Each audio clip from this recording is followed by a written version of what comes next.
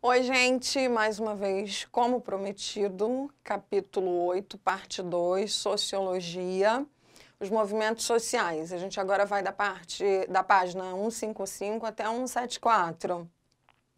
Para a gente rememorar, a gente trabalhou os movimentos sociais trazendo os conceitos, entendendo essa ação coletiva que é o movimento social, que está pautada por contornos políticos e sociais.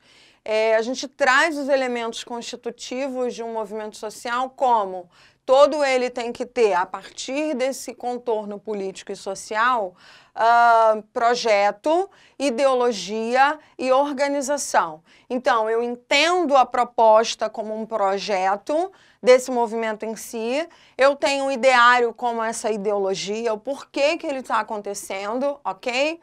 Entendendo-se como uma concepção de pensamentos, essa ideia, né, a ideologia ou ideário, e uma organização, que ela é pautada a partir de indivíduos de ordem necessários para dentro desse próprio OMS, que é o movimento social, ok?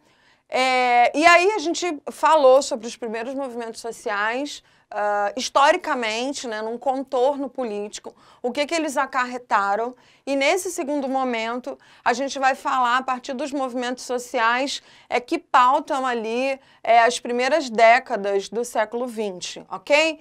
Então a gente vai começar pautando o movimento operário brasileiro nas primeiras décadas do século XX.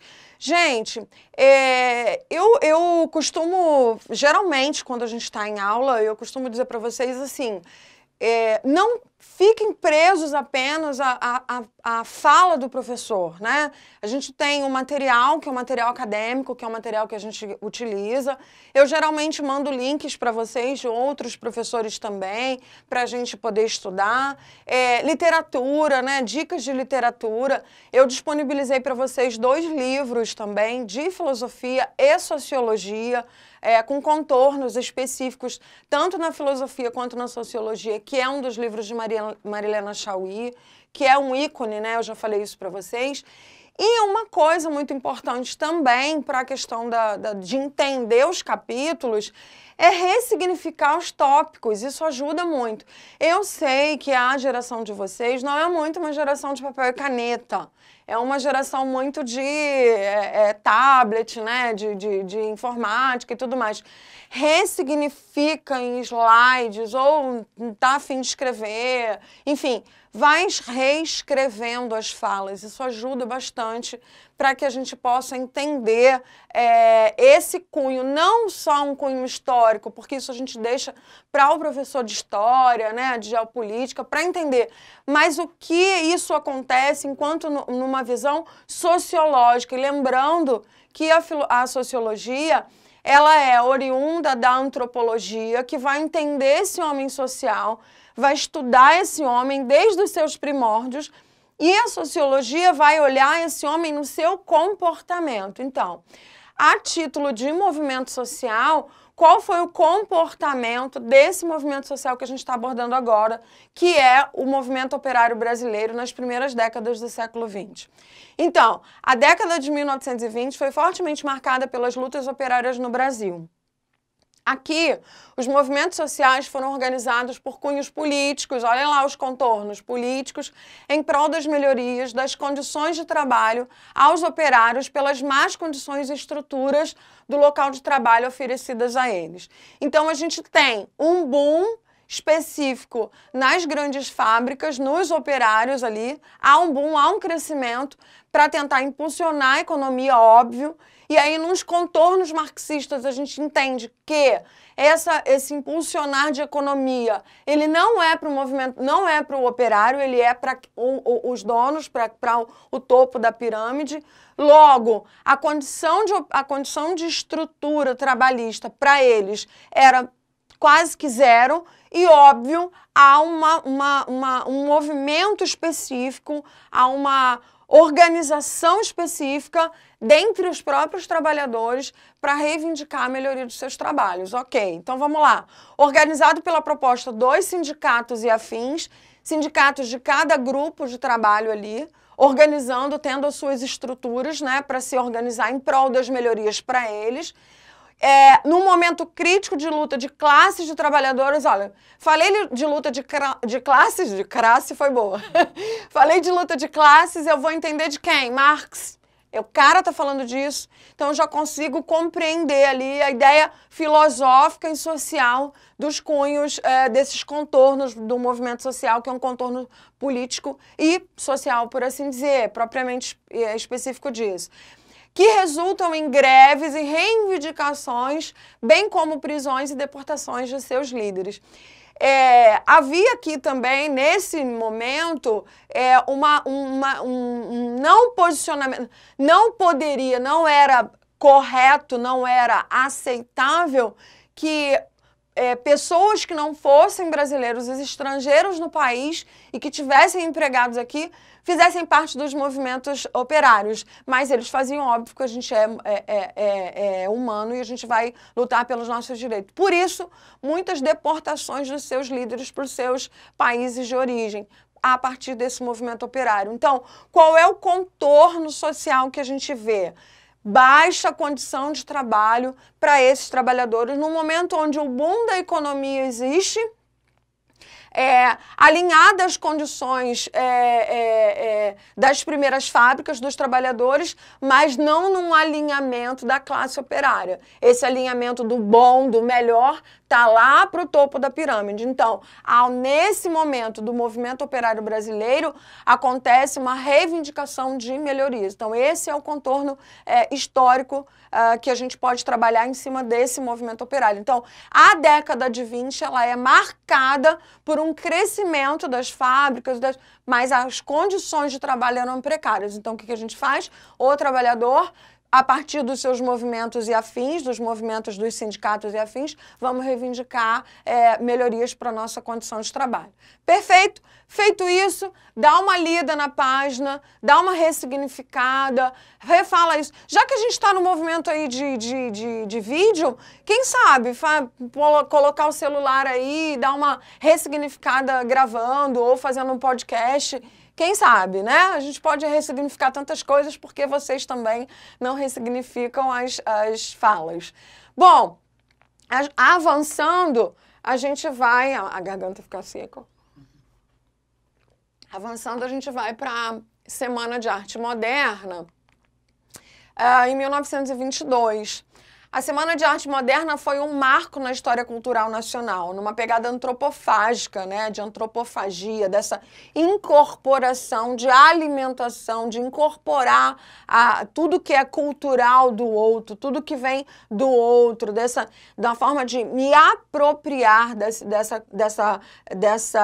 do que é o novo do outro, de incorporação das vanguardas europeias nas artes e literatura brasileira, numa mostra, e essa vai acontecer numa mostra no Teatro Municipal de São Paulo. O movimento antropofágico, ele transformou os padrões artísticos brasileiros desde então.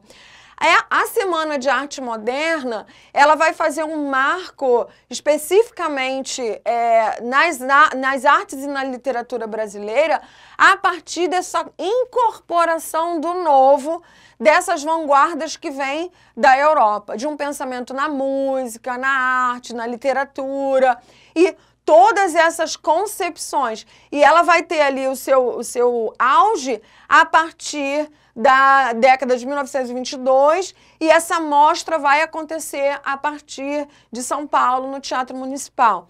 E aí a gente vai ter uma clara evidência de como há uma importância de se olhar uma cultura de fora e sim fazer esse movimento antropofágico, né, de me apropriar, não no sentido de que aquilo eu vá jogar fora o que é meu, ou vou engolir propriamente dito, mas eu me aproprio desse novo, né, eu me aproprio dessas condições, alargando as minhas fronteiras, né, em 1922, a gente não tinha o que óbvio, essa condição de conhecimento globalizado que a gente tem hoje. E olha como há um impacto, mesmo nessa época, de algo que está lá além mar e que a gente pode se apropriar disso. Então, qual é o contorno disso? Vanguardas de conhecimento, expansão de ideias, pensamento, estética, filosoficamente falando, o que é a Semana de Arte Moderna? Há uma estética de conhecimento, há uma estética de cultura, há uma estética de apropriação cultural para esse movimento antropofágico. Ok, gente? Dá uma lida no material, a gente vai expandindo isso. Avançando mais nesse contorno dos movimentos sociais, a gente vai compreender ali em torno de 1925 a 1927 o tenentismo, que na verdade o tenentismo ele vai ser um movimento de cunho político e militar contra essa como a gente pode assim dizer, uma mesmice, entre muitas aspas, nessa forma de governo que tínhamos a partir do Brasil, nesse sentido de que continuam só as patentes mais elevadas estavam ainda no poder. E o tenentismo ele é um movimento de cunho militar de patentes mais baixas, ou seja, os próprios tenentes, nem baixas tanto assim, mas os tenentes, em prol de uma melhoria nessas condições, né? E aí como que vai acontecer? Ele é um movimento político-militar e teve como premissa, grosso modo, toda vez que a gente coloca essa questão de grosso modo, é importante e se faz necessário que a gente faça uma leitura, não só uma leitura propriamente dita, de uma concepção de contornos históricos, sociais, geopolíticos, mas uma leitura crítica, um pensamento crítico. Por quê? Dá um pause em sociologia, volta para a filosofia nas 3 premissas filosóficas que eu já ensino para vocês, que é todo material teórico que vem para minha mão, ele precisa ter a primeira, a segunda e a terceira premissa filosófica. Todo material na minha mão, na primeira premissa, é o conhecimento. Então, o que a aula da Sheila traz enquanto conhecimento? X. O que a aula da Sheila traz no slide enquanto conhecimento? Y. E aí a gente vai sucessivamente entendendo que todo material que vem a mim, ele tem que obrigatoriamente me trazer um conhecimento, e ele traz, sim, um conhecimento. Segundo, qual é a estética? E aí a gente sabe que a estética é a apresentação. E a partir desse momento de apresentação, qual é a ética fundamentada a partir disso? Então, eu posso trazer isso para dentro dos movimentos sociais? Sim, eu posso trazer isso para qualquer literatura, eu posso trazer isso para qualquer premissa, para qualquer predisposição de entendimento de alguma coisa. Como? Primeira premissa, segunda premissa e terceira premissa filosófica. Então, enquanto premissa filosófica, eu tenho um material apresentado e ele traz para mim um conhecimento. Então, ele é um movimento político-militar e teve como premissa, grosso modo, então deixa eu ir lá, buscar a fio o que ele está querendo me dizer, quais são os contornos políticos e sociais a partir disso. Ele combate entre os avanços das indústrias do café, tal como os vícios antigos da corrupção, o uso da máquina governamental como poder. Assim, vamos lá, por assim dizer, você sabe com quem você está falando, Adriano, né? A gente tem esses vícios do coronelismo ainda, do café, né? Aquela história do o dinheiro tem poder. Não estou dizendo que não tenha, porque ele tem, quem manda, né? Tem muito, de quem tem dinheiro vai ter poder, é óbvio, mas esse era uma necessidade de se combater. Mas quem estava querendo isso? Eram os militares de baixa patente. Por quê? Os de alta patente estavam ainda com esses vícios da indústria, mesmo com o avanço das indústrias do café, ainda tinham esses vícios do dito, entre aspas, um coronelismo, né? Você sabe com quem você está falando, né? Retire-se, por favor, né? Dobre sua língua, olha com quem você está falando, no sentido de... não, eu ia usar a palavra empoderamento, mas não é isso, mas no sentido de eu mando e você obedece, né? Não era uma relação, por assim dizer, na mesma linha, mas de cima para baixo, né? Não era horizontal, ela era vertical. Pronto, consegui achar o que eu queria falar. Não era uma relação horizontal, era uma relação vertical. Sheila, mas essa relação vertical existe até hoje. Sim, mas a gente não tinha aqui democracia. Então hoje a gente tem a democracia. Aliás, hoje está o negócio fervendo, tem uma coisa aqui mais para frente. Tudo a ver com o que a gente está falando aqui, vivendo nesse momento. Então o tenentismo como movimento político-militar tem como premissa, grosso modo, combater esses avanços das indústrias do café, tal como os vícios antigos, a corrupção. Esses vícios antigos entram nesse coronelismo que a gente está falando, esse poder instituído, vertical de cima para baixo, nunca horizontal. A corrupção em si, né, que já era uma coisa de muito tempo, que a gente já está querendo falar. O uso da máquina governamental como poder. Eu estou com uma patente, eu tenho uma patente, não estou dizendo que a gente não vai respeitar, não é isso, pelo amor da deusa, pelo amor da deusa, não é isso. Mas é no sentido de que não posso me valer dessa autoridade para impor a outrem, ok? E aí esse movimento tenentismo, ele vai, assim, trazer a sua ideologia de consciência e necessidade de destruir o poder político vigente estabelecido no Brasil. Não era contra o governo propriamente dito, mas o governo que era vigente, que vinha ali passando... qual era o movimento vigente ali desse governo vigente? Vinha passando dos generais para os generais e nada muda, ok? Houve, né, relevante também... para esse movimento, houve não, aqui está errada essa palavrinha aqui,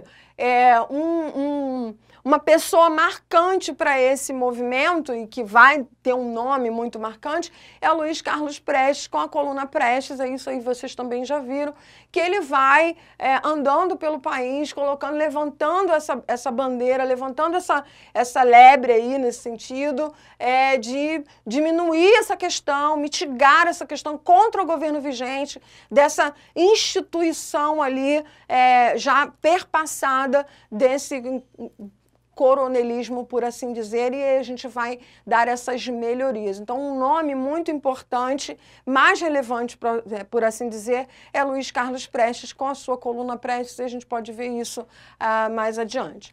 Bom, gente, a gente vai ter também, a partir disso, numa construção... Sheila, posso ter isso como uma linha do tempo? Posso. Posso construir isso como uma linha do tempo? Posso. Não de uma condição fidedigna, né? No sentido de que a gente vai ter outras datas aí mais específicas, mas posso colocar isso como uma linha do tempo? Posso.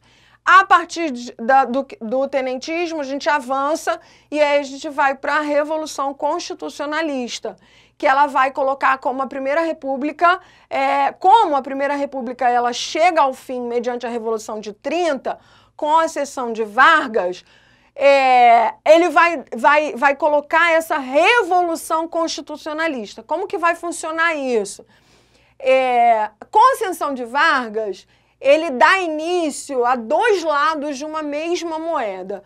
Óbvio, Getúlio Vargas, quando entra no poder, ele vai dar dois lados de uma mesma moeda governamental.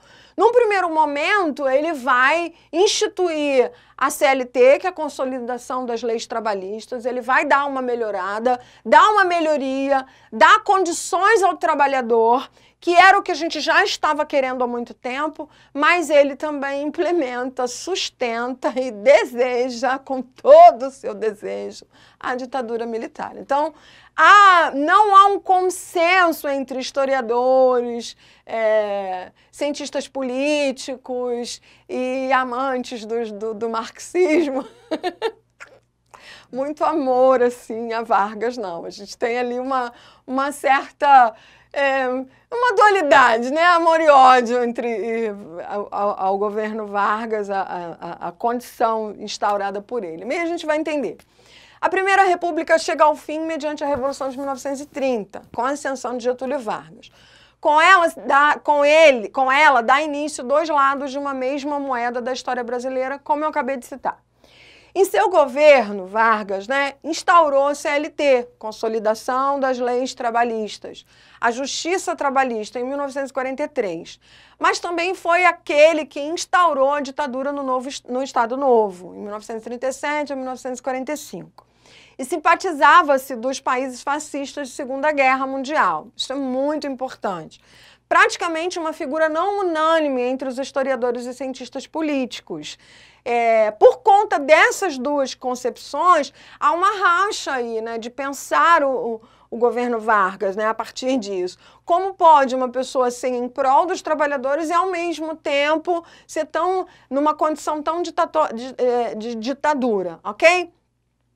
Por insatisfações ao seu governo, acontece em São Paulo uma concentração de 100 mil pessoas em 1932, reivindicando a formação de uma Assembleia Nacional Constituinte e a autonomia dos estados por relação de eleições para a mesma. A gente está vivendo um momento onde as pessoas estão meio que desesperadas, né? Assim, querendo uma mudança.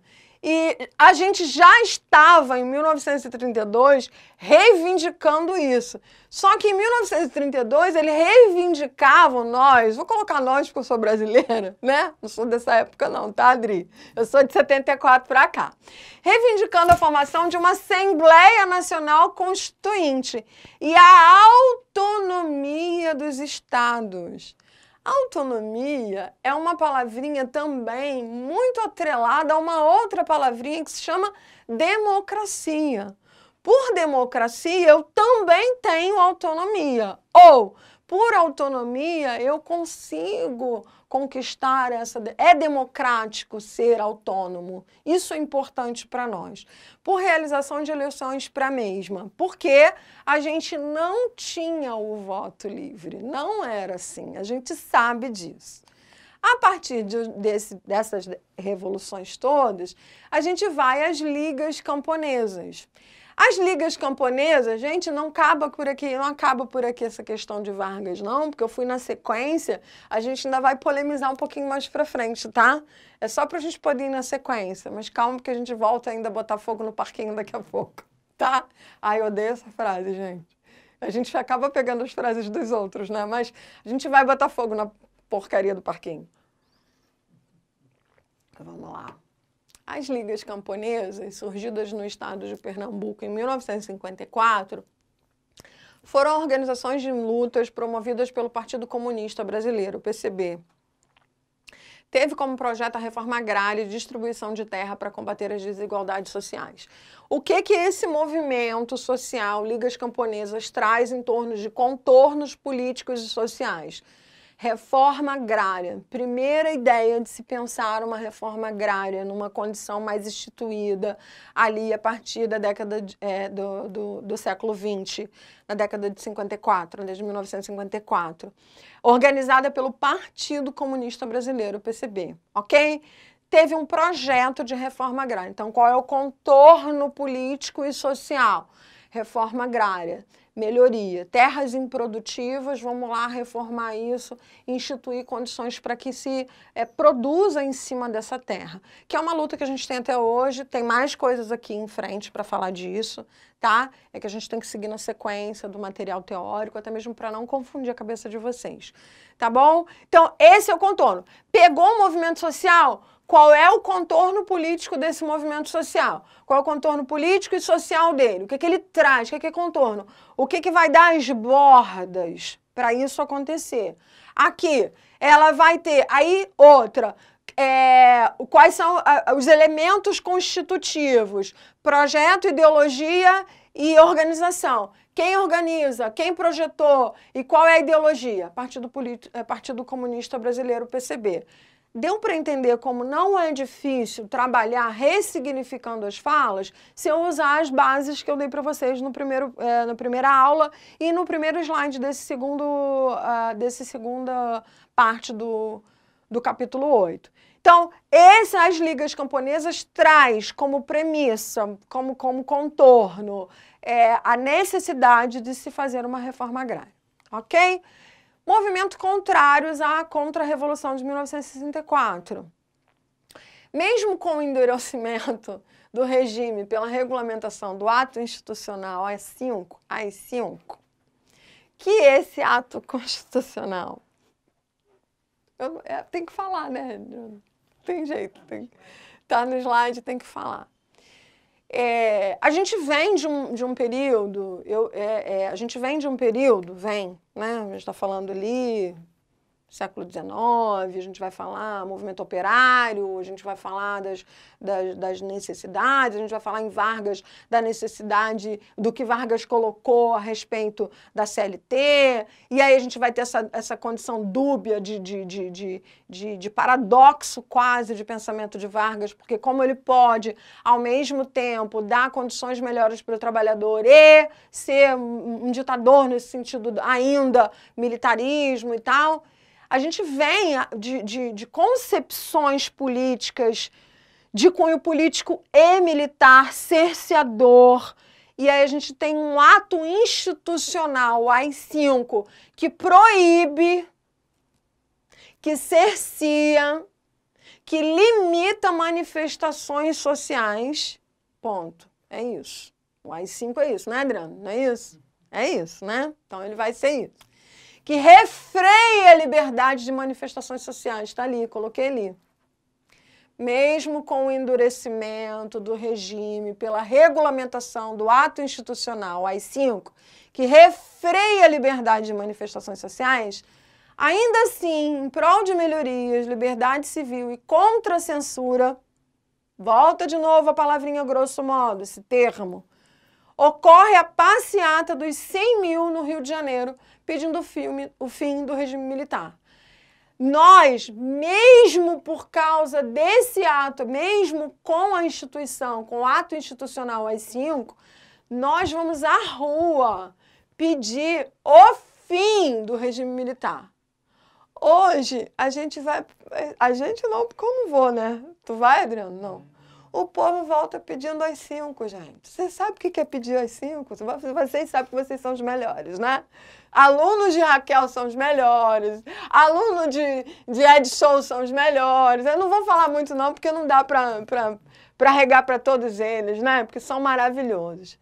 Alunos politizados sabem que é incongruente. Não fecha essa conta, né, Adriano? Como é que você vai para a rua pedir a volta de algo que te cerceia o direito de ir à rua? Pedir alguma coisa. Então, é um pouquinho de história, né? Um pouquinho de literatura, um pouquinho de consciência, né? Um pouquinho de ler. É isso mesmo, também, né? Mas a gente não tem essa... Então, eu vou beber uma água. Eu tô rindo, mas a gente está num momento muito delicado. Qual é o contorno? Qual é o contorno político e social que hoje, vou dar um time aqui, que hoje me faz ir para a rua, pedir que haja ou intervenção militar, ou há um desamparo emocional na população e há eu não vou usar em dizer uma falta de inteligência também, não. Também, né? Também. Mas eu vou dizer que há um desamparo emocional muito grande. Eu quero que o meu presidente faça alguma coisa por mim. Inconscientemente, a gente vai ver em filosofia um pouquinho sobre isso, inconscientemente eu quero que o meu presidente seja o meu pai. E aí tem um meme, né, rolando do cara que foi preso e a primeira coisa que ele grita, qual é a primeira coisa que ele grita? Você viu esse? Não? Ele tá lá em São Paulo, não sei, fazendo a manifestação, né, para a gente poder voltar para a rua, por conta desse Covid que a gente está vivendo, de isolamento social e tal, e ele tá com a bandeira, ele tá protestando, ele quer ir para a rua, aí ele é preso porque ele não pode manifestar nesse momento. Nesse momento não é porque a gente está proibido pelo ato, não é isso. A gente não pode ir para a rua para aglomerar nada, porque a gente está em isolamento social, distanciamento social. Ele é preso e na hora que ele é preso ele grita: pai! Você não viu isso não? Mas os meus alunos viram, com certeza. Ele grita chamando o pai dele. Ele está todo errado. Nesse momento do ato institucional AI-5, não é isso que ele está vivendo, tá? A gente hoje não tem isso. Tem gente que quer que volte isso. Esse momento aqui, as pessoas estão indo para a rua, mesmo proibidos pela AI-5, as pessoas vão à rua para quebrar, cair, combater o regime militar. O que eu estou colocando aqui agora é qual é o contorno político hoje, 2020, eu ir para a rua, ok? Reclamar de alguma coisa ou pedir regime militar de volta. Eu quero um pai. Há um desamparo emocional na população. Vou falar do Brasil. E quando eu vou eleger o meu presidente, eu quero um pai. E aí eu escolho um pai não muito zeloso pela nação. E aí ele prolifera essas manifestações num momento onde não é para proliferar. Tomara que eu me tenha feito entendida, Adriano. Confundiu? Ou tá bom? Tá bom? Então tá ótimo. Para que a gente entenda. Então, qual é o contorno social de alguém que vai para a rua hoje, sabendo que não pode, e vai para a rua hoje pedir para que o regime militar volte? Eu quero um pai. É um desamparo. Esse é o contorno. A sociedade está desamparada. Há na sociedade uma necessidade de aprender a votar. Há na sociedade uma necessidade de conhecer história. Há na sociedade uma necessidade de eu entender o que está acontecendo comigo. Ponto. Esse é o contorno social, histórico, político dessa condição que está acontecendo hoje, ok? Qual é o contorno social desse movimento social aqui? Movimentos contrários à Contra-Revolução de 64. Qual é o contorno? Eu não quero ser proibido dos meus direitos de ir à rua. Eu posso ir à rua. Eu não quero mais um regime militar. Eu quero a democracia. Eu quero a liberdade. Eu quero a independência. Eu quero ter o direito do meu voto. Eu não quero que apenas o coronelismo, ou eu não quero apenas de patente para patente nas mãos de governantes. Eu quero ter o direito de diretas já, que é o que acontece bem depois. Eu não coloquei muita coisa no slide direta já, porque é uma condição que, quando ela chega a acontecer, a gente já passou por todos esses outros movimentos sociais que a gente colocou aqui. Ok? E aí, entendendo contornos políticos e contornos sociais. Contornos, o que dá essas bordas, o que está ali. Pano de fundo, troque-se por da forma como você quiser. Pano de fundo da história, como que acontece, o porquê que acontece, o motivo. Volta lá. Então, isso tudo a gente culmina onde? Nas diretas já, que é a abertura da democracia e fim do regime militar. Em 1984, a gente estabelece essa abertura democrática a partir do fim do regime militar. Como que isso acontece? Fazendo as diretas já, o direito ao voto, ok? Bom, já não ainda na modernidade, porque na modernidade a gente vai falar, mas tá, assim, uma ideia, né? Aí na década de 90, a gente tem um movimento de caras pintadas, que ele vai acontecer a partir do... Qual é o contorno político e social? A gente tem um presidente jovem eleito porque ele era gato, né? Eu lembro disso, não votei nele não, tá? Ele era gato, bonitão, e aí todo mundo votou nele, brincadeira. Mas em parte é verdade, tá? E aí a gente descobre ali aproximadamente 10 meses de governo, 10 por aí, se eu estiver errada também não tem problema nesse sentido. Em pouco tempo de governo, vamos trocar assim, né? Em pouco tempo de governo, a gente descobre muitas falcatruas, aí a gente vai ter posteriormente a morte de PC Farias, né? Há quem diga com queima de arquivo, né? Não tinha mídia como a gente tem hoje, né? Não tinha áudio do WhatsApp, né? Não tinha quebra de sigilo, CPI para ir a gabinete dos outros, né? Específico para olhar ali o computador, então não tinha ainda isso, mas instaura-se inquéritos e aí descobre-se, óbvio, muitas corrupções no governo e ele há uma grande movimentação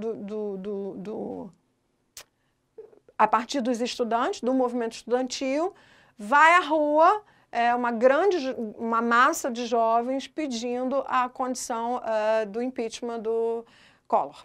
Então, o que acontece?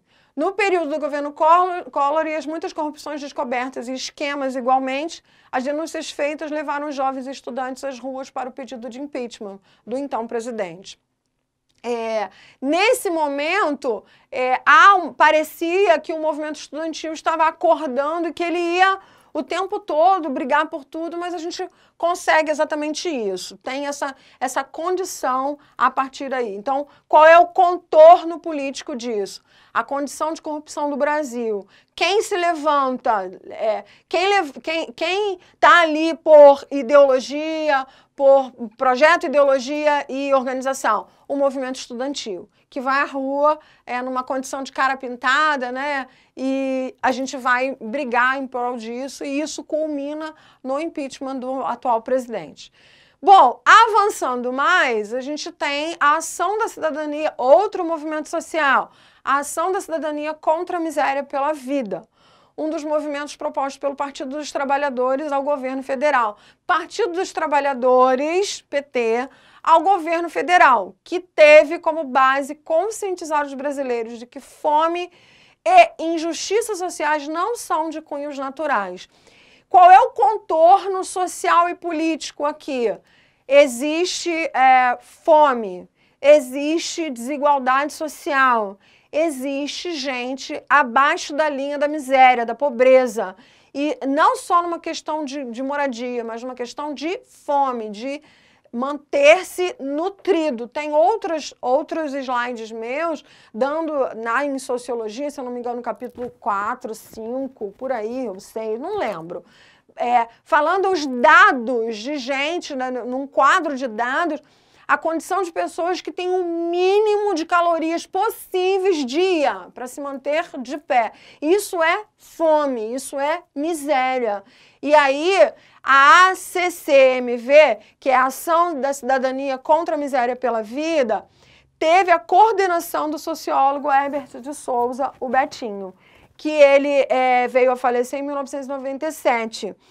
E ele cunha uma frase muito específica a partir desse movimento pelas injustiças sociais, mas atendendo. Eu não vou só fazer um movimento pelas injustiças sociais, pela fome e tal, mas eu atendo dando comida, dando suprimento, dando condições a essa pessoa de se alimentar. Sheila, isso é assistencialismo? Não vejo dessa forma. Vejo uma condição de cuidar de quem precisa. O assistencialismo aqui é porque lá no passado faltou alguma coisa. Há uma grande massa, uma grande parte da população que não tem as mesmas condições. Numa linha de corrida, alguém já está largando na frente há mais tempo do que eu e você, tá? Ou seja, está comendo a fatia do bolo aqui em cima antes da gente. Então, óbvio, quando eu chegar lá... Poço, gente, o filme Poço. Pronto, tem gente já comendo lá nas primeiras bases, quando vem para baixo já não tem mais nada. Assistiram o filme? Você já assistiu o Poço? Maravilhoso, né? Tem que ter estômago para aquele filme, que tem hora que enjoa, né? Enfim, e aí o Betinho ele vai cunhar uma frase que quem tem fome tem pressa. Toda pessoa, pausa aqui para essa fala do Betinho, que ela é muito importante. Quem tem fome tem pressa.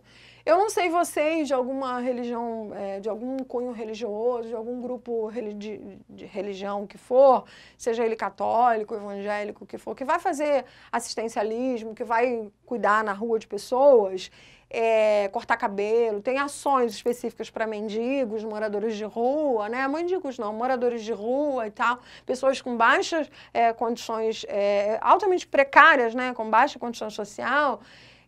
Antes de você dar um banho em alguém, antes de você fazer qualquer coisa, a primeira coisa que você faz é alimentar essa pessoa.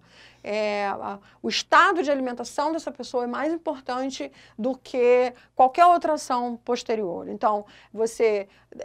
para dar o banho, para cortar o cabelo, para botar, você dá esse mínimo de dignidade, você primeiro precisa alimentar essa pessoa. Por quê? Quem tem fome tem pressa. Então, eu preciso alimentar esse sujeito. Esse sujeito precisa ter a alimentação, barriga cheia, literalmente. Então, o contorno político e social da CCMV eu dou comida a quem tem fome, porque quem tem fome tem pressa, ok? E os movimentos sociais novos e contemporâneos, ele vai a partir da página 163 a 165, a gente tem os movimentos sociais contemporâneos. O que a gente vai colocar isso como novos e contemporâneos? Novo porque ele vem dessa novidade que é esse efeito que a gente está fazendo aqui agora, que é um efeito de mídia, que é um efeito não presencial e contemporâneos, porque está acontecendo agora, nesse exato momento, está entre nós aqui. Aí a gente teve o MST, que é o Movimento dos Trabalhadores Rurais Sem Terra, em prol, qual é o contorno político? Reforma agrária de terras ditas improdutivas. A gente vai ter o MTST, Movimento Sem Teto, busca por uma reforma urbana justa para abrigar os sem teto. Mais uma vez, qual é o contorno político e social? Eu tenho que dar casa, dar condições de urbanização a pessoas. Primeiro, quem tem fome tem pressa. Segundo, eu preciso dar teto, eu preciso dar condições, ok? Terceiro aqui, movimentos ecológicos, né? Ele vai acontecer um boom a partir da Eco 92 aqui no Brasil. Movimentos ecológicos contra a degradação ambiental. Desse movimento surgem propostas como os princípios básicos para tratar o meio ambiente, diminuição de emissão de poluentes que aceleram o aquecimento global e a busca de uma política de desenvolvimento sustentável. Então, qual é o contorno desse movimento ecológico? Cuidar do planeta. Eu já dei comida para a pessoa, eu dei teto, eu fiz reforma agrária, agora eu preciso cuidar do lugar da casa. Há uma concepção do movimento ecológico que diz assim, não existe fora. Ah, quando eu jogo fora o meu lixo, eu não estou jogando fora, o meu lixo ainda está dentro, porque é o planeta. Se a gente colocar fora como não existe fora, essa condição outsider da saída de fora não existe, nós todos estamos dentro. Gente, Covid-19, ele não vai para rico, para pobre, para banco, não interessa. É um vírus, é dentro, não está fora. E foi global para todos, ok? Então, qual é o contorno social do movimento ecológico? Cuidar do planeta. Existe a nossa casa, planeta Terra. É aqui que a gente cuida de todas as condições e de todas as formas de vida, ok? Próximo, redes sociais, as jornadas de junho de 2013 e o movimento Passe Livre, numa organização autônoma, independente e apartidária, convocada pelas redes sociais, busca a gratuidade do transporte público. Qual é o contorno político e social? Movimento Passe Livre. Eu quero ter direito a andar na cidade, uma mobilidade social melhor e pelo não aumento também do valor da passagem. E o movimento Passe Livre, se a gente puder, era isso. Cada cidadão, graças ao alcance das redes sociais, parecia ter assumido o poder de agente mobilizador, típico dos movimentos de massa. Esse movimento social específico, em 2013, pelo movimento Passe Livre, ele foi organizado por redes sociais de pessoas que sequer se conheciam, mas comungavam dos elementos constitutivos de um movimento social. Quais são? Projeto, ideologia e organização. Projeto, qual é a ideia, o que eu tenho para atingir, para alcançar, qual é a projeção. A ideologia, qual é o ideário, o movimento Passe Livre, e qual foi a organização? Por meio das redes sociais, a gente se organiza e cada um nas suas cidades, nos seus centros específicos, vamos à rua, cada um vai à rua em massa, se organizando como agente mobilizador típico dos movimentos sociais de massa. Isso acontece especificamente por conta das mídias, ok? E resumindo, para a gente fechar, eu deixei esse último slide para que vocês possam, de repente, ressignificar as falas no sentido de estudo, isso é bom. Lembra que eu falei? Eu não gosto, não sou muito a favor de treinar com exercício filosofia e sociologia. Por quê? Não são as mesmas questões que vão cair no Enem, que vão cair no pré-vestibular, tá? No vestibular. Não são as mesmas questões. Então, eu preciso abrir um caderno e saber quem é que está gritando comigo, qual é... Gritando no sentido, o que está falando comigo, o que esse texto está querendo me dizer. Se eu ficar treinado a isso, eu não vou entender quem é que está falando. Então, como que eu entendo quem é que está falando? Sabendo o que aquele cara diz, o que aquele movimento traz. Então, eu fiz aqui o último slide para que vocês resumam para vocês no caderno, no bloco de notas, em vídeo. Quem sabe a gente não tem outros youtubers aí na vida pra gente. É o momento da gente se ressignificar. Então, vide páginas aí, a gente vai colocar o título do movimento social e um resumo de 2 ou 3 linhas do que aquele movimento social está dizendo. Então, eu coloquei numa linha do tempo sobre, caso fosse feita uma linha do tempo dos movimentos sociais, observamos ao longo da história que o Brasil tem sim bagagem. Sim, o Brasil tem bagagem para o movimento social? Tem. Nós somos brigões? Muito. Somos latinos, gente. A gente fala gritando. A gente se abraça. A gente está desesperado, que a gente está doido para abraçar, sentar, bater papo, ir para festas, né? De família, churrasco, de casa de vó, né? Então, tem as vontades de sair, né? De ir para casa dos outros, de bater papo. Tem não? Tem vontade de sair não? Então fica em casa. Tô falando que quase ninguém gosta de ir para casa de família, por isso que eu sou meio xistosa. Bom, gente, mas dentre os movimentos de destaque sobre a história brasileira no período da República estão, aí eu coloco, o tipo do movimento social, 2 ou 3 linhas, o tipo do movimento social, 2 ou 3 linhas. Sheila, posso colocar qual é o contorno político? Deve. É dessa forma que a gente estuda os movimentos sociais, ok? Fechei, então, ali com a ação Cidadania contra a Miséria e pela Fome, com o sociólogo Betinho. E bons estudos, acabou! Bons estudos para vocês. Coloque presença ali, digam ok, o nome de vocês, comentário, a gente tá ali, eu tô dando bom dia, boa tarde, boa noite. Não esqueçam de assistir a próxima aula. Beijo para vocês, tudo de bom.